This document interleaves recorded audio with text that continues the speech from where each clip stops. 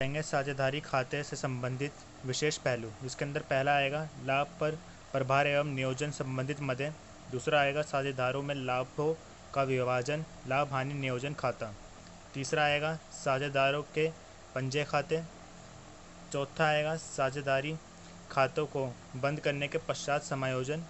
पांचवा आएगा साझेदार को लाभ की गारंटी। और छठा आएगा ख्याति। इसके अंदर जो पहला है लाभ पर प्रभार एवं नियोजन संबंधित मदें, उसके अंदर भी चार चीज़ें होती हैं। पहले साझेदारों की पूंजी पर ब्याज, दूसरा आहरण पर ब्याज, तीसरा साझेदारों को वेतन या कमीशन, चौथा साझेदारी द्वारा फर्म में दिए गए ऋण पर ब्याज। आज हम पहला पढ़ेंगे साझेदारों की पूंजी पर ब्याज। यह ब्याज तभी दिया जाएगा जब यह साझेदारी संलेख में लिखित रूप में हो और फर्म को लाभ हुआ हो। मतलब अगर ये मौखिक रूप में होगा या फर्म को लाभ नहीं हुआ होगा तो ये नहीं दिया जाएगा। इसके अंदर एक नोट करने वाली बात यह है कि हानि होने पर यह ब्याज नहीं दिया जाएगा।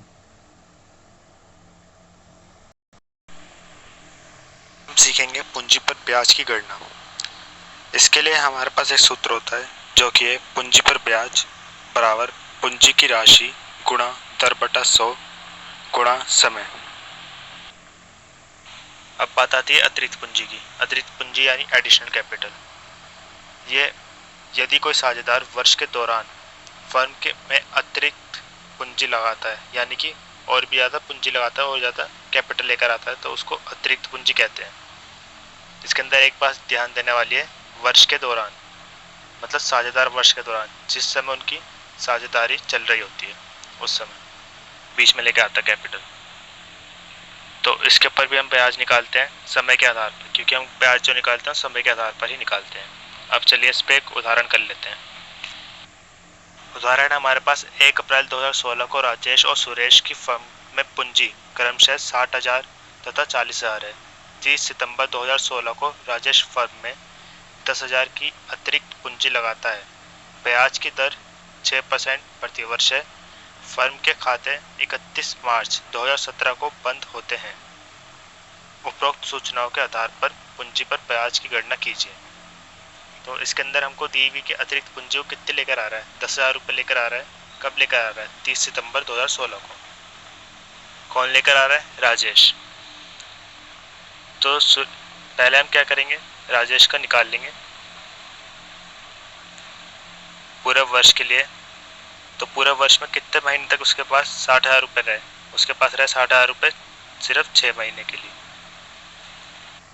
60,000 रुपये राजेश के पास रहे पूरे साल के लिए, तो इसलिए हमने पूरे साल के क्या करा, 60,000 गुणा 6/100। 6/100 क्यों करा? क्योंकि हमारे पास 6% की प्रतिवर्ष ब्याज दर थी।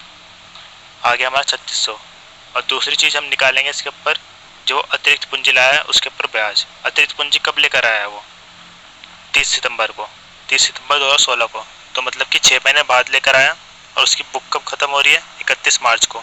तो 6 महीने का इसके ऊपर ब्याज दर लगेगा अतिरिक्त पूंजी पर। कितने रुपए लेकर आया था वो? 10,000 पूंजी इंटू दर गुणा 6/12। 6/12 क्यों करा? क्योंकि हमारे पास 6 महीने के लिए वो रही है।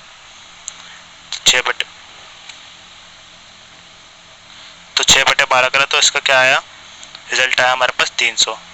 तो पूरे वर्ष में ब्याज दर कितनी हो गई इसकी पूंजी पर लगी हुई राजेश की?